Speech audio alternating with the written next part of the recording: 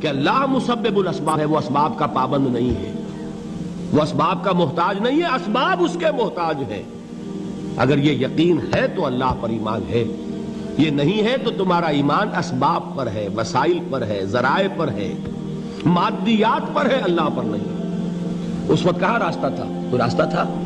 سمندر ہے اور ادھر سے لشکر آ گیا ہے۔ کلا ان معی ربی سیہدین۔ اب دیکھیے ایمان کہہ دینا آسان ہے، ہوا معکم اینما کنتم، جہاں کہیں بھی تم ہوتے ہو اللہ تمہارے ساتھ ہوتا ہے، لیکن اس کا یقین قائم ہو جائے تو زمین و آسمان کا فرق واقع ہو جائے۔ یہی بات ہوئی حضور کے ساتھ۔ غار ہے، چھپے ہوئے ہیں محمد الرسول اللہ اور آپ کے وہ یار غار ابو بکر صدیق رضی اللہ تعالی عنہ۔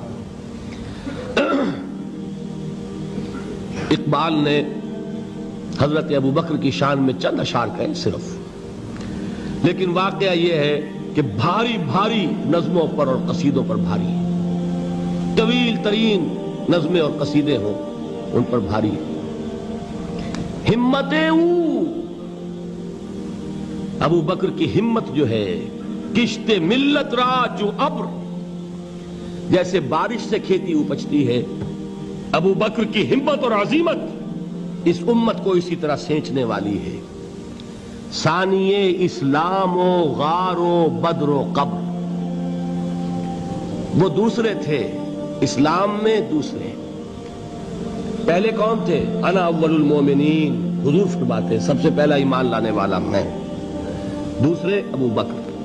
ویسے ہمارے ہاں یہ چلتا ہے اختلاف، حضرت علی پہلے ہیں کہ حضرت ابو بکر پہلے ہیں، لیکن اس میں بڑی خوبصورت تطبیق قائم کی ہے علماء نے اور بہت صحیح ہے۔ چار کے بارے میں فیصلہ ہی مت کرو کہ کون پہلے ہے، ان کی ایک عجیب تقسیم کر دی ہے۔ آزاد مردوں میں، بالغ مردوں میں سب سے پہلے ابو بکر، بچوں میں سب سے پہلے علی، خواتین میں سب سے پہلے خدیجہ، اور غلاموں میں سب سے پہلے زید ابن حارثہ۔ بڑی پیاری تقسیم ہے، یہ چاروں ہی پہلے ہیں، ہر ایک کے لیے اولیت ہے۔ اور واقعہ یہ ہے کہ اگر زمانی اعتبار سے تعین ہوگا تو پہلے خدیجۃ الکبریٰ آئیں گی رضی اللہ تعالی عنہ۔ کسی اور سے بات کرنے کی نوبت بعد میں آ سکتی ہے، پہلے تو اہلیہ محترمہ سے بات ہوئی، آتے ہی پہلی وحی ہوئی ہے، ابھی تبلیغ کا حکم نہیں تھا۔ کس کو بتایا واقعہ؟ ابھی اپنی نبوت کی تبلیغ کا تو حکم ہی نہیں آیا۔ واقعہ کس کا ہے؟ وہ خدیجہ کا ہے۔ جب کہا ہے کہ خشیت علی نفسی، مجھے اپنی جان کا اندیشہ ہے، تو کیا جواب دیا خدیجہ نے رضی اللہ تعالی عنہا؟ وہ صدیقۃ الکبریٰ ہے۔ صدیقات جو ہے خواتین، ان میں چوٹی پر خدیجۃ الکبریٰ ہے رضی اللہ تعالی عنہا، اور صدیق جو مرد ہیں ان میں صدیق اکبر ہے ابو بکر صدیق رضی اللہ تعالی عنہ، لیکن صدیقات میں چوٹی پر۔ جب حضور نے فرمایا خشیت علی نفسی، کیا فرمایا؟ کیا عرض کیا؟ کیسے تسلی دی؟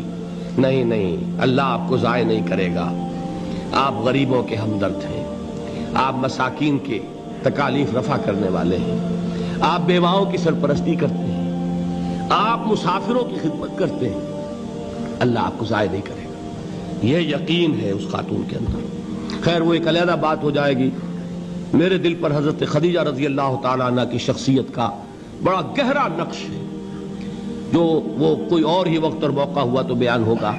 بہرحال اقبال نے ایک مصرے میں جو چار اولیتیں جمع کر دی ہیں، ہمتیں کشت امت را چو ابر، ثانی اسلام و غار و بدر و قبر۔ اسلام میں حضور کے بعد پہلے کون؟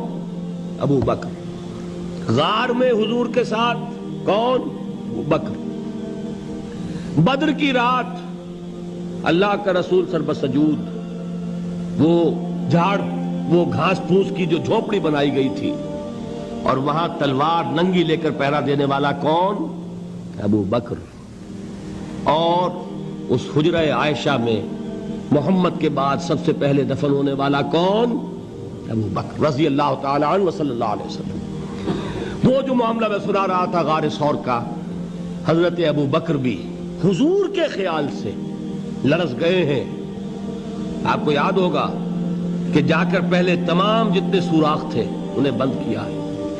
ایک سوراخ رہ گیا تھا جس کو بند کرنے کے لیے کوئی کپڑا نہیں تھا. وہاں اپنی ایڑی رکھی ہے. تب کہا ہے حضور سے تشریف لائیے, اور اپنے زانو پر حضور کو لٹایا ہے. اور وہاں کسی موذی جانور نے کاٹا ہے. حضور کی آنکھ لگ گئی تھی. اس وقت اس بل کے اندر جو بھی بچھو ہے کیا ہے واللہ عالم, اس نے کاٹا ہے. اس کی تکلیف کی وجہ سے ابو بکر کی آنکھوں سے آنسو ٹپک گئے. حضور کے چہرے مبارک پر پڑے ہیں تو حضور جاگے ہیں, معاملہ کیا ہے. ایڑی نہیں ہٹائی وہاں سے, مبادا وہ جانور وہاں سے نکل کر محمد الرسول اللہ کو کوئی گزن پہنچا دے. ابو بکر کی ایڑی ہے, جس طرح چاہے کھا لے, ختم کر دے, جان نکل جائے تب کوئی آنچ آئے محمد پر تو آئے, لیکن جیتے جی نہیں. وہ ہے ابو بکر حضور کے خیال سے. اس وقت حضور نے پھر اپنا لعاب دہن لگایا ہے اور اس سے پھر آپ کی تکلیف ختم ہوئی. جیسے خیبر میں حضرت علی کی آنکھ دکھ رہی تھی, اس کو جو شفا حاصل ہوئی ہے وہ بھی حضور کے لعاب دہن سے ہوئی. تو بہرحال اس وقت انہوں نے کہا ہے کہ اے نبی یا رسول اللہ, اگر اس وقت ان میں سے کسی نے غیر ارادی طور پر بھی اپنے قدموں کی طرف جھانک لیا تو پکڑے جائیں گے. کیا جواب تھا اللہ کے رسول کا؟ لا تحزن ان اللہ معنا. اللہ ہمارے ساتھ ہے, کیوں گھبراتے ہو ابو بکر. یہ ہے ایمان باللہ, میرا مالک اللہ, میرا رازق اللہ, میرا محافظ اللہ, میرا مددگار اللہ, میرا پشت پناہ اللہ, میرا دوست اللہ. یہ دوستی ہے اللہ کی جو لب لباب ہے, حاصل ہے ایمان کا. اسی کا نام ولایت ہے. اولیاء اللہ کے سروں پر سینگ نہیں ہوتے. جس کے دل میں ایمان راسخ ہو چکا ہو وہی اللہ کا ولی ہے. جسے اللہ پر یقین ہو چکا ہے وہی اللہ کا ولی ہے. جسے یقین ہے اللہ میرے ساتھ ہے, میرا مددگار, میرا پشت پناہ, میرا ساتھی, میرا دوست, میرا محبوب, میرا محب. اللہ اہل ایمان سے محبت کرتا ہے. واللہ یحب الصادقین. ان اللہ یحب الذین یقاتلون فی سبیلہ صفا کانہم بنیان مرصوص. اللہ محبت کرنے والا, اہل ایمان محبوب, اور اہل ایمان محبت کرنے والے اللہ محبوب. والذین آمنوا اشد حبا للہ. آپ تصور کیجئے جسے یہ رشتہ ایمان یا رشتہ ولایت حاصل ہو جائے, الا ان اولیاء اللہ لا خوف علیہم ولا هم یحزنون. آگاہ ہو جاؤ, اللہ کے دوستوں کے لیے نہ کوئی خوف ہے نہ کوئی حزن ہے. اور میں بیان کر چکا تھا, خوف اور حزن کے خاتمے ہی کا نام امن ہے. زوال خوف, زوال حزن. یہ خوف اور حزن کیوں آتے ہیں بار بار؟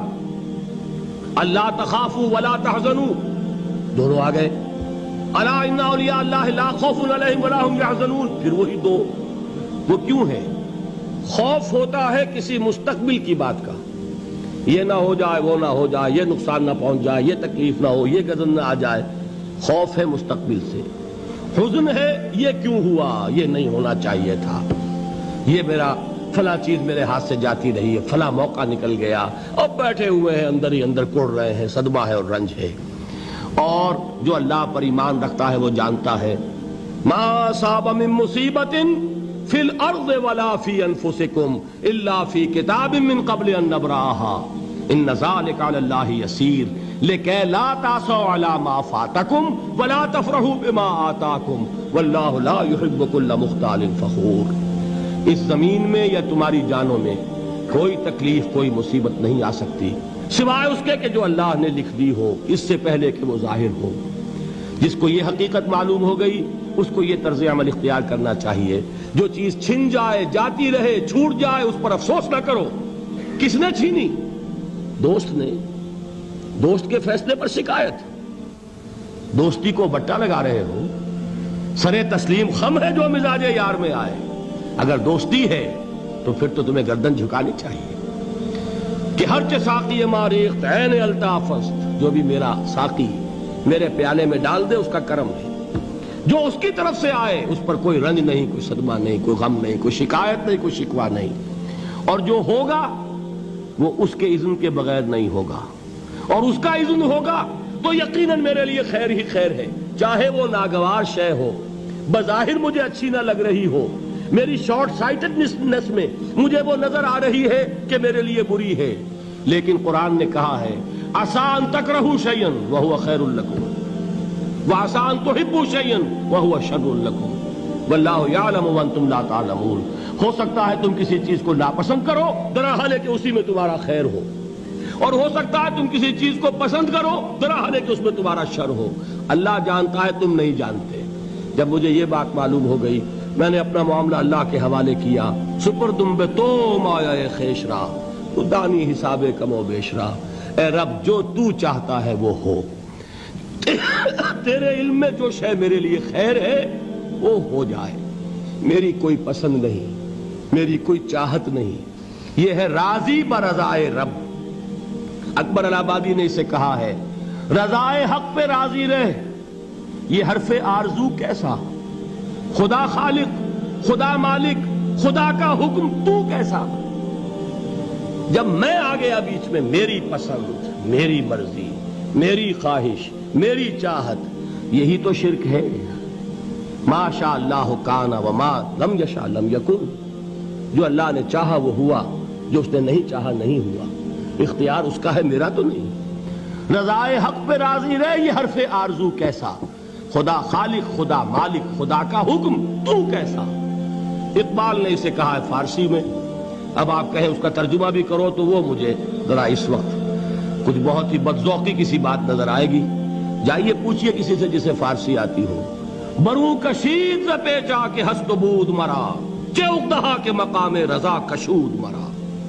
مجھے تو تمام پیچ و خم سے نکال دیا اس مقام رضا نے، میں راضی برضائے رب ہوں، جو فیصلہ اس کا میں اس پر راضی۔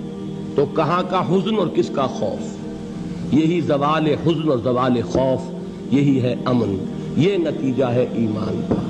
تو جان لیجئے یہ ہے لب لباب، یہ ہے حاصل ایمان کا، یہ ہے تو ایمان ہے، یہ نہیں ہے تو ایمان نہیں۔